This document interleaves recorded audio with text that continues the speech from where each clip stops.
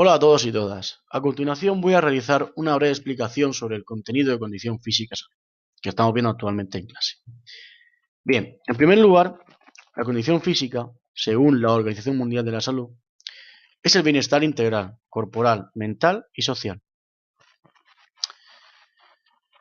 Bien, otra cosa muy importante es que antes de comenzar un plan de entrenamiento, por ejemplo, cuando nos apuntamos a un gimnasio, lo aconsejable sería que nos realizaran una valoración de la composición corporal. Para ello tenemos diferentes parámetros y diferentes mediciones. En este caso tenemos, por ejemplo, el índice cintura-cadera. Las mediciones que se toman en este caso son el perímetro de la cintura, más o menos a la altura del ombligo, y el perímetro de la cadera, es decir, a la altura del glúteo, el pliegue que más sobresale. Nos da un valor y eso es lo que nos indica si estamos en un nivel de riesgo a nivel de salud, ¿vale? Por ejemplo, es diferente en hombres y en mujeres, como podéis ver. Luego tenemos el índice de masa corporal, que este quizás lo conoceréis un poco más. Para eso necesitamos nuestro peso y la altura. Eso nos da un valor y nos indica pues, si nos encontramos en un estado normal, sobrepeso, obesidad o bajo peso. Este parámetro es relativo, es decir, no es muy fiable debido a que, por ejemplo, un culturista, que es una persona que trabaja mucho la musculación, esa persona va a tener a lo mejor un índice de masa corporal cercano a 30, incluso superior. Eso no indica que tenga que tener obesidad o sobrepeso, sino que su porcentaje de masa muscular es bastante alto en comparación con el de grasa, que será lo mínimo, ¿vale? Como bien sabéis, la masa muscular pesa mucho más que la grasa. Otro aspecto a tener en cuenta es la frecuencia cardíaca. Tenemos tres tipos principalmente. La frecuencia cardíaca basal se toma en estado de sueño, es decir, durmiendo, y para tomarla tenemos que dejar un pulsómetro grabando durante toda la noche. Luego la frecuencia cardíaca de reposo, que como su propio nombre indica, es cuando nos encontramos en reposo, por ejemplo, sentado. Suele, digamos, oscilar entre 60 y 80 pulsaciones por minuto, la frecuencia cardíaca de reposo. Y luego la frecuencia cardíaca máxima, que es la que hemos calculado con la fórmula que ya os indiqué. Es aquella que la alcanzamos cuando realizamos un ejercicio al máximo de nuestras posibilidades. ¿Cómo se mide la frecuencia cardíaca? Pues bien, a través de los métodos de palpación, por ejemplo en la arteria carótida o en la arteria radial. O a través, por ejemplo, de un pulsómetro. Con una banda que se conecta en este caso al reloj, nos indica nuestras pulsaciones cuando estamos realizando ejercicio, cuando estamos en reposo o incluso, como he comentado, cuando estamos en estado también de sueño, ¿vale? En el mercado podemos encontrar una gran variedad de pulsómetros. Hay pulsómetros que a lo mejor nos cuestan 10, 15 euros. Hay otros que nos pueden llegar a costar 200 y 300 euros.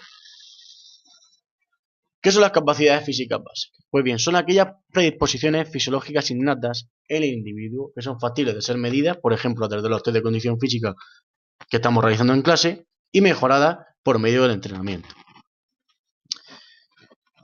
Principalmente las capacidades físicas básicas son 4, son fuerza, resistencia, velocidad y flexibilidad.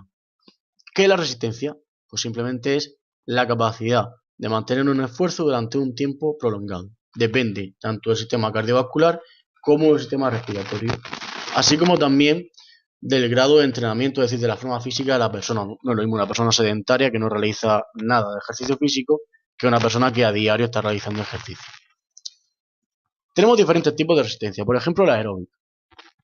En este caso se produce cuando realizamos un ejercicio de intensidad moderada pero de larga duración. Imaginar, por ejemplo, en una maratón.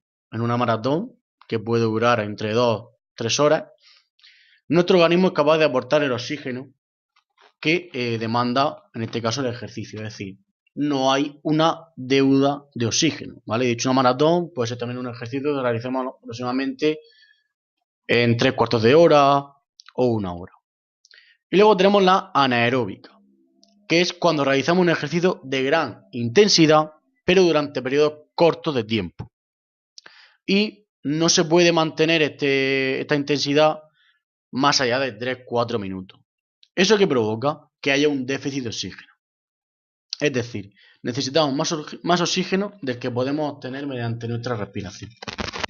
Esta falta de oxígeno lo que nos provoca es que se genere una sustancia de desecho que se llama ácido láctico o lactato, que va a ser el causante en este caso de la fatiga.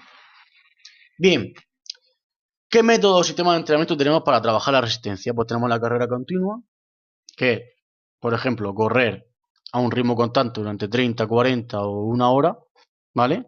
Más o menos. Luego tenemos el fartlek, que es ejercicio donde hay intervalos de descanso e intervalos de ejercicio. Entrenamiento de circuito, que por ejemplo lo que realizamos en clase, 8 o 10 ejercicios diferentes y en cada uno de ellos estamos un tiempo determinado. O el aeróbic, es decir, son pasos de baile, se realiza mucho por ejemplo en este caso en los gimnasios o centros deportivos y es una actividad que a lo mejor puede durar 45 minutos, una hora, se realiza con música y es una actividad actualmente muy demandada por las personas que van al gimnasio. ¿Qué es la flexibilidad? La capacidad de realizar movimientos de gran amplitud, es decir, la capacidad que tienen nuestros músculos de estirarse y de encogerse. Es necesaria en todos los deportes y es una capacidad que involuciona con la edad. Es decir, al principio, cuando tenemos 2-3 años, tenemos un alto nivel de flexibilidad, pero a medida que vamos creciendo, nuestra flexibilidad empeora si no la trabajamos. Tiene muchos beneficios. A nivel deportivo, tiene una gran cantidad de beneficios. Por ejemplo, un portero de fútbol sala necesita una gran flexibilidad para realizar paradas. Y luego también a nivel de salud. Es muy importante o incluso para acciones de la vida cotidiana. Por ejemplo, imaginar que tenemos un objeto en la zona alta de un armario y tenemos que llegar a cogerlo. Pues si tenemos una gran flexibilidad en nuestros hombros y en nuestros brazos, alcanzaremos ese objeto sin necesidad de utilizar, por ejemplo, una escalera. Tipo de flexibilidad, tenemos la estática, que puede ser activa o pasiva. Pasiva es aquella que se realiza por una fuerza externa de estiramiento, en este caso puede ser por una persona. O activa, pues cuando mantenemos una posición determinada, ¿vale? Aguantamos ese pequeño dolor durante un tiempo determinado, 15-20 segundos.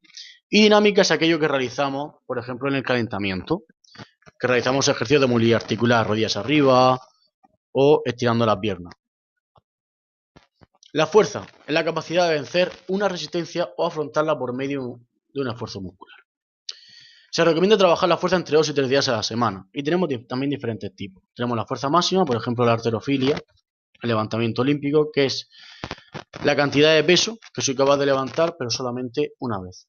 Fuerza de resistencia, por ejemplo, sería realizar 20-25 sentadillas con poco peso o incluso sin peso. Y fuerza explosiva, imaginar por ejemplo en el test de salto de longitud a pie junto, ahí se trabaja la fuerza explosiva de piernas.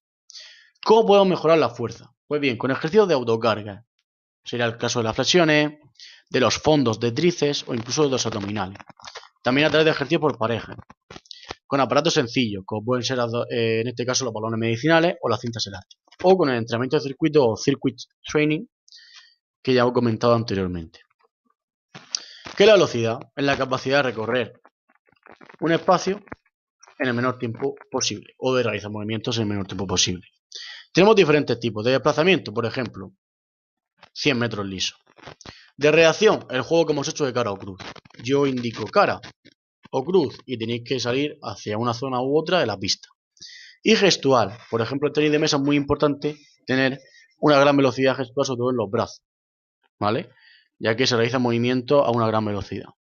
¿Cómo podemos mejorar la velocidad? Por ejemplo, con progresiones. Empezamos a una velocidad normal y vamos aumentando hasta terminar a la máxima velocidad. Carreras lanzadas, es decir, realizar, por ejemplo, 50 metros al máximo de velocidad, o multisalto, que sería ir saltando, por ejemplo, de cono en cono o saltar vallas. Los 12 mandamientos de la alimentación. Simplemente esto es un poco a modo de recomendación, ¿vale? Que os quede en cuenta que, o tengáis en cuenta que frutas y verduras hay que comer a diario, ¿vale? Entre 4 o 5 piezas. Evitar la grasa saturada, beber mucha agua y también reducir la sal. Y luego hay muchos beneficios de la condición física a nivel de salud. Aquí os dejo algunos, como por ejemplo la mejora de imagen corporal o incluso prevenir enfermedades cardiovasculares. Cualquier duda